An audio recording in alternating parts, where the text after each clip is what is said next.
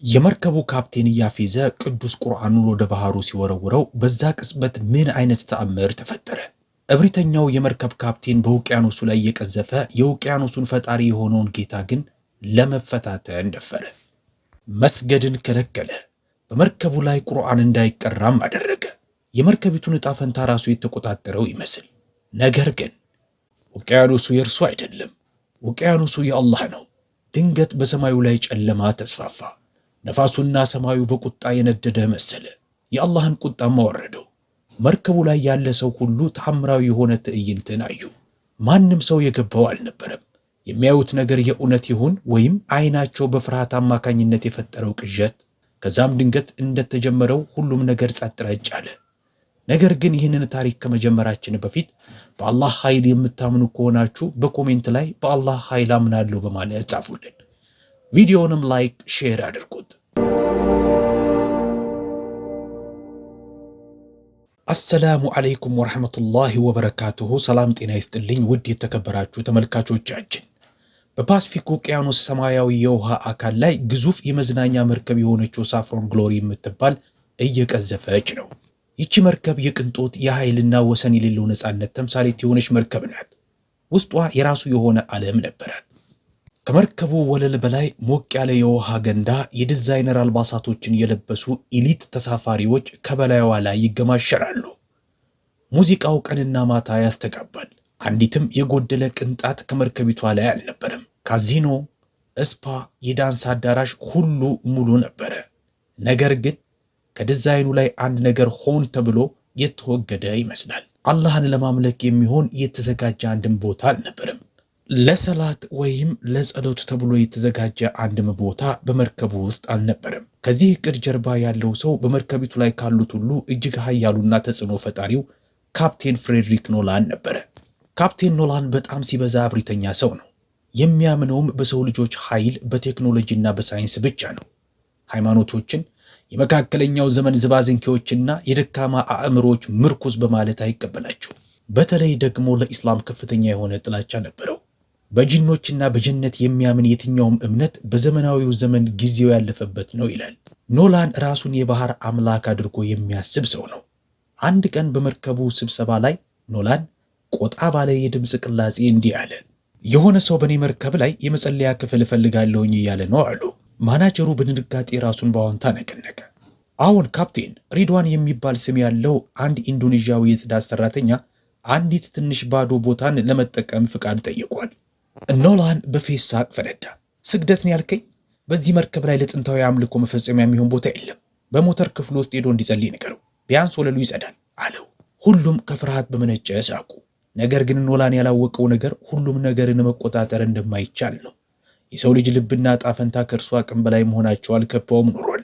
ከቅንጡ የመርከብ ወለል ተሻግሮ ሪድዋን ወጣቱ የጽዳት ሰራተኛ የኮሪደሩን ወለል እያጸዳ ነበረ። ሸሚዙ በላብ ረጥቧል። ሆኖም ግን ፊቱ የተረጋጋ ነው። በኪሱም ትንሽ አረንጓዴ ቁርአን እናቱ በስጦታ የሰጠችውን ይዟል። ይህች ትንሽ ቁርአን በዚህ ፈጣሪ በሌለው አካባቢ ላይ እምነቱን አጽንቶ እንዲይዝ ረድተዋለች። ሪድዋን ትዕዛዝ አልታዘዘም ብሎ አያውቅም። ነገር ግን እምነቱንም ትቶ አያውቅም። የመርከቡ ጩኸት ሲርቅለት በሞተር ክፍሉ ጥግ ላይ ወይም ደግሞ ከማከማቻ ክፍሉ ካለ ጀርባ ለመስገድ ይደበቃል። ለመስገጃም የተቀደደ ልብሱን ያነጥፈውና እንዲህ ሲል ያንሾካሾካል። የአላህ እምነቴን ጠብቅልኝ፣ በዚህ ጨለማ ውስጥ እንኳ ብሆን። አንድ ቀን ሪድዋን የሎቢውን ወለል እያጸዳ ባለበት ጊዜ ካፕቴን ኖላን ከርቀት ተመለከተው። ሪድዋን በሚያገኘው አጭር እረፍት ቁርአኑን የመቅራት ልማድ አለው። ኖላን ይህንን ባየ ጊዜ ቀጥ ብሎ እርሱ ወዳለበት ቦታ ሄደ።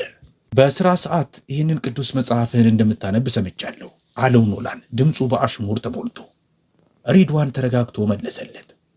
ካፕቴን፣ በረፍት ሰዓቴ ብቻ ነው የማነበው፣ ሰላም ይሰጠኛል አለው። ሰላም? ካፕቴኑ ተናደደ። ሳይንስና ቴክኖሎጂ ነው ይችን መርከብ ያንሳፍፋት። ያንተ የ1000 ዓመት ዕድሜ ያለው መጽሐፍ አይደለም። የዚህ አይነት እምነት ዓለምን ወደ ኋላ ያስቀራታል አለው። ሪድዋን ጭንቅላቱን ነፋ። ነገር ግን ድምፁ ጠባቅ ነበረ። ካፕቴን፣ እባክህን ስለማይገባህ ነገር አታውራ። ይህ መጽሐፍ ተራ መጽሐፍ አይደለም፣ ብርሃን ነው። የኖላን ኩራት ተነካ። ቁርአኑን ልክ ከሪድዋን እጅ ላይ መነጨቀውና መሬቱ ላይ አጋጅቶ ጣለው። መጽሐፍህን ተመልከት። ሊወድቅ ይችላል፣ ሊጎዳም ይችላል። የእምነትህን ያህል ደካማ ነው። ሪድዋን በድንጋጤ ደርቆ ቀረ። ልቡ ቀጥ ያለች መስሎ ተሰማው። ቀስ ብሎ በማጎንበስም ቁርአኑን ከወደቀበት አነሳው። ወደ ደረቱ ማስጠግቶ አቀፈው። ከዛም በሚንቀጠቀጥ ግን በማያቅማማ ድምፅ እንዲህ አለው፣ ጌታዬ፣ እኔን ልትሰድበኝም ልትመታኝም ትችላለህ። ይባስ ብለህም ከእስራኤል ልታባረረኝ ትችላለህ። ነገር ግን ቁርአኔን አታርክስብኝ። ሁሉንም ነገር ለማጣት ፈቃደኛ ነኝ ከዚህ በስተቀር አለው። ኖላን የዚህ አይነቱን እምቢተኝነት አልጠበቀም ነበረ። ይህ ተራ የጽዳት ሰራተኛ ከእርሱ በላይ ጠንካራ መሆኑን ተገነዘበ። ህፍረት እየተሰማው ፊቱን አዞረና ሄደ። ከዛ ቀን በኋላ በሪድዋን ላይ የሚደርሰው ጫና ጨመረ። ሌሎች የመርከቡ የቡድን ሰራተኞች ከእርሱ መራቅ ጀመሩ። ነገር ግን ሪድዋን ተስፋ አልቆረጠም። አሁን ቁርአኑን በሸሚዙ ኪስ ውስጥ ደብቋል። ፍጹም ብቻውንም ሲሆን ብቻ ማንበብ ጀመረ። አንድ ቀን ማታ ረፋዱ ላይ ኖላን ሪድዋንን ሲሰግድና ቁርአን ሲቀራ የሚያሳየውን ሲሲቲቪ ቪዲዮ ተመለከተ። ከድንገተኛ ክፍሉ ደረጃ ስር ሆኖ በቁጣ እየተንቀጠቀጠ ሪድዋንን ወደ ቢሮ እንዲመጣ ጠራው። አሁንም ይህንን እያደረክ ነው? ካስጠነቀቅኩ በኋላም ሲል አጓራበት። ሪድዋን ተረጋግቶ መለሰለት። እምነቴ በቦታዎችና በሁኔታዎች የተገደበ አይደለም ካፕቴን። ዛቻና ማስፈራሪያም እምነቴን ሊያስቆመው አይችልም። ኖላን ራሱን ከዚህ በላይ መቆጣጠር አልቻለም። ሪድዋንን በብርቱ በጥፊ ፊቱ ላይ መታው። ዝጋ! ልትሰብከኝ አትሞክር! ባህር ውስጥ ሳልወረውርህ በፊት ከመርከቤ ላይ ውረድ አለው። የዛን ዕለት ማታ ሪድዋን ከወለሉ ጀርባ ካለው ስፍራ ብቻውን ተቀመጠ። እንባው በፊቱ ላይ ፈሰሰ። ከኪሱ ትንሿን ቁርአኑን አወጣ። የእናቱ ትውስታ ተመላለሰበት። ሱራ ያሲንን መቅራት ጀመረ። ድምፁ እየተንቀጠቀጠ ነው። ነገር ግን እያንዳንዱን ቃሉን ግልጽ አድርጎ ያወጣው ነበረ። የዛን ዕለት ማታ ከኋላው አንድ ጥላት አየ። ካፕቴን ፍሬድሪክ ኖላን ነበረ። ሪድዋንን በድጋሚ ቁርአን ሲቀራ ያዘው። አይኑ በቁጣ እሳት መሰለ። አንተ ሲል ኖላን አጓራ። ስንቴ ነው ላስጠነቅቅህ የሚገባኝ? ሪድዋን ተነስቶ ቆመ። ቁርአኑን ወደ ደረቱ አጥብቆ ያዘ። ኖላን ቁርአኑን ከእጁ ነጠቀው። ይህ መጽሐፍ የሚያድንህ መስሎህ ነው? መርከቡንስ የሚያድን ይመስልሃል? እስቲ አሁን አንተን እንዴት እንደሚጠብቅህ እኔ። ሪድዋን አይኖቹ በእንባ ተሞልቶ ለመነው፣ ካፕቴን እባክህን አትወርውረው። ግን ኖላን አልሰማውም። በሙሉ እብሪቱና ጥላቻው ተሞልቶ ቅዱሱን ቁርአን በሚንቀለቀለው የባህር ጨለማ ውስጥ ወረወረው። ተመልከት ሲል ኖላን በድል አድራጊነት ጮኸ። የአንተ ቅዱስ ቁርአን መብረር አይችልም። ሰምጦ ልክ እንደ እምነትህ ይበዘብሳል። ሪድዋን ቀዘቀዘ። ነፍሱ ከመጽሐፉ ጋር በጥልቁ ባህር ውስጥ ገብቶ የሰመጠ መሰለው። ተንበረከከ። እንባ ፊቱን ሞላው። ወደ ሰማዩ ቀና ብሎ ተመለከተና አንሾካሾከ። ያአላህ ይቅር በለው የሚሰራውን አያውቅምና። ከዚህ ዱዓው በኋላ አንዲት ቅጽበት እንኳ አላለፈችም። ድንገት ጆሮ የሚያደነቁር ነጎድጓድ ሰማዩን አንቀጠቀጠው። ተረጋግቶ የነበረው ነፋስ ወደ ኃይለኛነት ተቀየረ። ከምዕራብም ጥቁር ዳመና ልክ እንደ ሞት መጋረጃ አካባቢውን እየሸፈነው መጣ። ካፕቴን ኖላን ፍንክች አለ። ነፋሱ በኃይል ነፍሶ ኮፍያውን አብርሮ ባህር ውስጥ ጨመረው። ወደ መቆጣጠሪያ ክፍሉ እየሮጠ ሄደ። ኮሪደሩ ላይ ኦፊሰሮቹ በድንጋጤ መጯጯህ ጀመሩ። የሬዲዮ መገናኛው ተቋረጠ። የራዳር ስክሪኑ ጥቁር ሆነ። የኮምፓስ መርፌው በኃይለኛው ተሽከረከረ። ኃይለኛ አውሎ ነፋስ መርከቡን መታው። ይህ ተራ የተለመደ አውሎ ነፋስ ማዕበል አልነበረም። በደቂቃ ውስጥ ሙሉ መርከቡ በኃይለኛው ተንቀጥቅጦ የተኙ መንገደኞችን ቀሰቀሳቸው። መጮህ ጀመሩ። የተሰባበሩ መስኮቶች፣ ጩኸት፣ ለቅሶ፣ ጀሃነም የመሰለ ትርምስ በመርከቢቱ ላይ ፈጠረ። ኃያሏ ሳፍሮን ግሎሪ የዘመናዊ ምህንድስና ኩራት የሆነችው የሽርሽር መርከብ አሁን ከመጣባት ማዕበል ጋር ልክ እንደ ሕፃናት መጫወቻ መርከብ ከዛ ከዚህ ተወረወረች።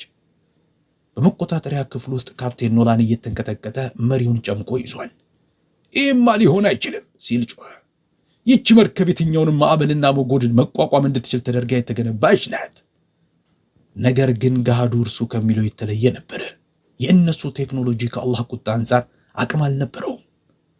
ከኋላ ከመርከቡ ወለል ላይ በኃይለኛው ማዕበልና ሞገድ አውሎ ነፋስ መሃል ሪድዋን ስጁድ ላይ ነበረ። ነፋስና ዘናብ ሰውነቱን እየመታው ወይ አልሸሸ ወይም ቅሬታ አላቀረበም ነበረ። እንባ በሞላቸው አይኖቹ ዱዓ አደረገ። እጁን ወደ ሰማዩ አንስቶ በአላህ ቢሆን እንጂ ኃይል የለም፣ አላህ ሆይ ይቅር በለን፣ ከቁጣም አድነን አለ። አለቀሰ። ያ ችግረኛን በለመነው ጊዜ የሚቀበል መከራንም የሚያስወግድ በምድር ላይ ምትኮች የሚያደርጋችሁ ይበልጣልን ወይስ የሚያጋሩት የሚለውን የቁርአን አንቀጽ ቀራ። አንዳንድ የመርከቡ ሰራተኞች ሪድዋንን በሰላም ሲጸልይ ተመለከቱት። በማዕበሉ መሃል ሆኖ ተገረሙ። አንደኛውም ለሌላኛው እንዲህ ሲል አንሾካሾከ፣ ተመልከት፣ አይፈራም። ቀስ በቀስ አንዳንድ መንገደኞችና የመርከቡ ሰራተኞች በዙሪያው ተሰበሰቡ። ሙስሊሞች አልነበሩም። እንዴት መጸለይ እንዳለባቸው አያውቁም። ግን ካጠገቡ ተንበርክከው እጃቸውን አነሱ። ከእርሱ ዱዓ ጋር ልባቸውን አገናኙ። ካፕቴን ኖላን ከሩቅ ሆኖ ክስተቱን ተመለከተ። ሰውነቱ ተዳከመ። ኩራቱ ሁሉ፣ ቴክኖሎጂው ሁሉ ሲከሽፍ ተመለከተ። ነገር ግን ይህ ተራ የጽዳት ሰራተኛ ተረጋግቷል። የኖላን ልብን አመመው። በሐዘን ምን ያህል እንደተሳሳተ ገባው። በርጥበታማው ወለል ላይ ወደ ተሰበሰቡት ሰዎች ጋር እየተንገዳገደ ሄደ። ሪድዋን አሁንም ሱጁድ ላይ ነው። ካፕቴን ኖላን ቆመ። ጉልበቱን ከዳው። በዛው በረጠበው ወለል ላይ በሁሉም ሰው ፊት ከሪድዋን ፊት ተንበረከከ። ሁሉም ሰው በድንጋጤ አፈጠጡ። በአንድ ወቅት ራሱን አምላክ አድርጎ ያስብ የነበረው ካፕቴን አሁን በአንድ ተራ የጽዳት ሰራተኛ ፊት ተንበርክቋል። ኖላን ተነፋረቀ። ከእንግዲህ መርከቡን መቆጣጠር አልችልም፣ ሁሉም ሲስተሙ አልሰራም ብሏል፣ አብቅቷል ነገሩ። ጌታህን ሰደብኩት አለ ጭንቅላቱን ደፍቶ ጎላ ባለ ድምፅ ተንሰቅስቆ እያለቀሰ። ይቅርታ መጠየቅ እፈልጋለሁ፣ መንገዱን አሳየኝ። ሪድዋን ከሱጁዱ ላይ በመነሳት እጁን በካፕቴኑ ትከሻ ላይ አኖረ። አላህ ይቅር ባይ ነው ካፕቴን። መለኮታዊነትን ያወጀው ፊርዓውን እንኳ እስከ መጨረሻው ቅጽበት ድረስ እድል ተሰጥቶት ነበረ። አንተም አሁን ጊዜ አለ። ኖላን እየተንቀጠቀጠ እንዲህ አለ፣ ይቅርታ እንዴት እንደሚጠየቅ አስተምረኝ። ሪድዋን አይኑን ጨፈነ። በነጎድጓዳማው ማዕበል መሃል ለካፕቴን ኖላን የእዝነት በሮችን ሁሉ በር የሚከፍተውን ቃል አስተማረው። ኖላንም እርሱን ተከትሎ ቅዱሱን የእምነት አዋጅ ተናገረ። ልክ ንስሐውን እንደገባ እንባው ከካፕቴኑ አይን ውስጥ ፈሰሰ። በመቆጣጠሪያ ክፍሉ ውስጥ አንድ ተአምር ተፈጠረ። ሞቶ የነበረው የራዳር ስክሪኑ ድንገት አበራ። ያለ ቁጥጥር ሲሽከረከር የነበረው የኮምፓስ አቅጣጫ ጠቋሚ ወደ ሰሜን ጠቆመ። ከሞተር ክፍሉ ከኢንተርኮሙ አማካኝነት አንድ ድምፅ እንዲህ ሲል ጮኸ፣ ካፕቴን፣ ደጋፊ ጀነሬተሩ ወደ ሥራ ተመልሷል። መርከቡ በቁጥጥራችን ውስጥ ገብቷል። ሁሉም ጸጥ አለ። ማዕበሉን መቀዝቀዝ ጀመረ። ሬድዋን በካፕቴኑ ላይ ፈገግ አለ። ቴክኖሎጂ አይደለም ካፕቴን፣ ልብ በመጨረሻ በስጁድ ስላጎነበሰች መርከቧ እንድትመለስ ሆኗል። የዛን ዕለት በመርከቡ ወለል ላይ አዲስ ጎህ ቀደደ። አዲስ ትዕይንትም በሳፍሮን ግሎሪ ላይ ታየ። ሬድዋን የፈጅር አዛን አለ። ካፕቴን ኖላን አሁንም የተቀደደ ዩኒፎርሙን እንደለበሰ ነው። ካጠገቡ ቆሞ የጀማዓ ሰላት ሰገደ። በርካታ ተሳፋሪዎችና የመርከቡ ሰራተኞች ተቀላቀሏቸው። በአንድ ወቅት እብሪትንና ፈጣሪ የለሽነትን ታንጸባርቅ የነበረችው መርከብ አሁን በአላህ እዝነት በአዲስ የብርሃን ተስፋ ተሞልታለች። ካፕቴን ኖላን አንድ ነገር ተማረ። እውነተኛ ኃይል ያለው በቴክኖሎጂ ውስጥ ሳይሆን እውነተኛ ኃይል ያረፈው በፈጣሪ ፊት በመተናነስና በቅን እምነት ውስጥ መሆኑ ገባው። ሙሉን የተመለከታችሁት ጨርሰናል ብላችሁ በኮሜንት ሳጥን ላይ ጻፉልን።